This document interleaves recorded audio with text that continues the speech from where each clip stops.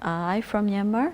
I always created my artwork in my country, and then this time I show my artwork about our real society classroom from the real village.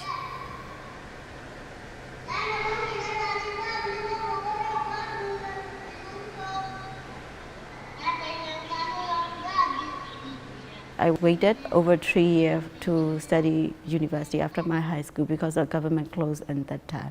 So that's why I choose the University of Culture, and then I choose the fine art painting. But I am interested about the photography and also the sculpture. So that's why sometime in my university time, so I went to the sculpture classroom, and then also I like a practice together with my friends. And then also about the photography, because of my father, his hobby is the photography. So that's why I a little bit familiar with the photography since I was a child. So this classroom, I got the idea since I was 2007, because I grew up in the city, so I didn't know about the real situation in the village life and village school.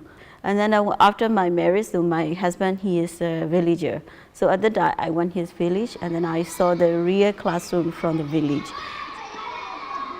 I feel worried for their futures, because in our education system in my country is now during the military government, so the level is down and down. And then also when I met with the young children from the village in the classrooms, they don't know how they will do in the future, don't know what should they do to do in their life. So that's why I try to think about how to help to them, and then also how to work with them. So at the time I got the idea, so if I do the project together with them, I can share some of my knowledge to them, and then also they can change a little bit in their mind. So that's why I started to do project together with them. I stayed together with them a couple of years. And then also I did the documentary to them around 8 schools in that area, based on the one classroom. And then I shoot the photograph to them, and also I shoot the video to them.